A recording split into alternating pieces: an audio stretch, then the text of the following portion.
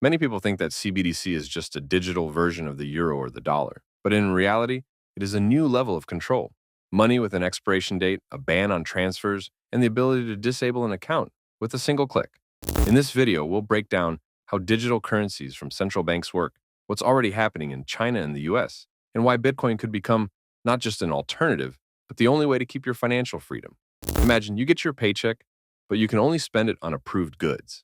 Or you are given a benefit that will expire in a month if you don't use it in time. Science fiction? No. This is already a reality. CBDC are presented as a convenient currency, but in reality, they are programmable money, with conditions, terms, and rules that are written without you. China is already testing a digital yuan that can only be spent on food, but not on transportation or hotels. And there's also an expiration date. If you don't spend it by the end of the month, it will be reset to zero. The system has already been used as part of anti-crisis incentives. The state doesn't just hand out money, it decides how you use it. Nigeria has introduced Naira, which is also a CBDC. And when people didn't want to use it, the authorities simply restricted access to ATMs and cash withdrawals. Basically, if you want to withdraw money, switch to a digital token. Slowly but surely, we are moving towards money with rules that change without your involvement. In one of our videos, we already discussed how CBDC competes with stablecoins and why the choice between them will determine whether we will still have free money. The link to that video is in the description. If you haven't watched it, be sure to come back to it after this episode. But now something else is important. CBDC is not about convenience. It's about control. But it gets even more interesting. CBDC can become your social passport. While we think it's just digital money, China is already testing it alongside a social rating system. Write something inappropriate and your rating drops and your transfer limit is cut. Now imagine you can only spend your money within the limits of your acceptable rating. The program will check on what you are trying to spend it and block it if it is not according to the instructions. Taxes are deducted automatically. Benefits come with a timer, like in a game. If you spend it, good for you. If you don't, it's gone. Donations, subscribing to an unpopular channel, and you can't even pay for tickets anymore. That's how money stops being something that gives you freedom. And if such control becomes the norm, the question of where to keep money will stop being an investment issue. It will become a question of personal freedom. Let's move on to money that goes against such a system. Bitcoin is often called slow and volatile, but the main thing about it is not speed or exchange rate. The main thing is its architecture, where there is no freeze button. Imagine you're in another country, your card is blocked by the bank, and your CBDC wallet is temporarily inactive. All you have left is your phone with a Lightning wallet. It doesn't ask for permission. Transfer Satoshis in seconds, pay for coffee, book accommodation, because you have the keys, not the platform.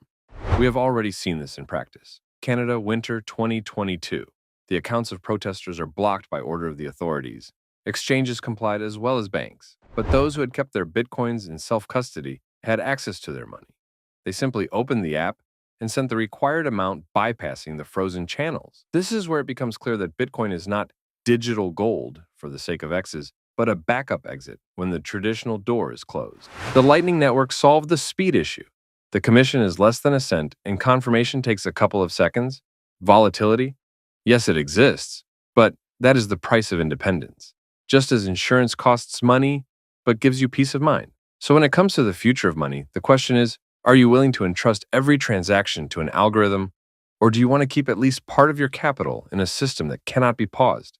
Speaking of asset control, if you already have SOL and you are staking, it is convenient to monitor your returns via the Telegram bot at Solana, Staking IO bot. It shows how much SOL you have earned per epoch, monitors the validator's uptime, and alerts you if something goes wrong. Passive income also requires control, even when it comes to free money. Now, here's an important question. What's the point of monitoring staking if the money itself can become programmable? Let's move on to two scenarios for the future. One is managed by CBDC, the other is based on Bitcoin. Imagine that only the central bank's digital currency remains in circulation. In the morning, your salary is instantly deposited into your account, and a green icon lights up in the app. The money is active for exactly 3 weeks. Utilities, groceries, subscriptions, everything is paid for in seconds. Towards evening, a push notification arrives. There are 19 days left until the funds expire. You try to buy a train ticket, but the algorithm responds, limit exceeded, rating 72/100ths. A couple of harsh comments on social media. Your rating drops, your daily travel limit is reset to zero. Your salary is still in your account, but it doesn't reach the ticket office. Convenience works as long as you fit perfectly into the matrix of allowances. Now, here's the second version of the same day where calculations are based on Bitcoin. Your salary goes straight to your Lightning wallet and your employer transfers Satoshis at a fixed rate. In the morning, you scan the QR code on your coffee. It takes a second and a half, and the fee is less than a cent. You pay for the subway, streaming, and lunch in the same way. The network does not ask for your passport and does not keep ratings. In the evening, you book a ticket. The airline accepts Lightning because it is cheaper than bank acquiring and does not depend on the bank's working day. Part of your income goes to a cold wallet.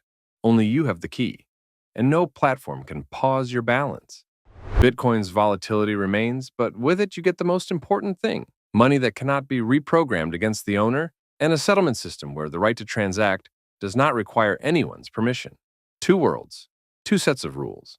CBDC promises comfort at the cost of complete submission, while Bitcoin offers freedom along with responsibility. If tomorrow you have to choose which system to leave your long-term savings in, which will you choose? CBDC are almost inevitable. States need a fast settlement layer and complete accounting of turnover. Bitcoin is not going anywhere. It remains the only major asset that cannot be frozen and whose issuance does not depend on anyone's decision. The question is no longer about technology, but about the amount of control you are willing to sacrifice for convenience. If it is important for you to keep at least part of your capital outside the switch zone, it's worth thinking about open networks and learning how to work with them today, while it's still a choice and not an obligation. In the next video, we will analyze 5 signs of a crypto project that could become a giant of the future, from the token model to the quality of the team. Subscribe so you don't miss it, and write in the comments. Will you leave your savings where there is a freeze button, or will you find a way out of the system?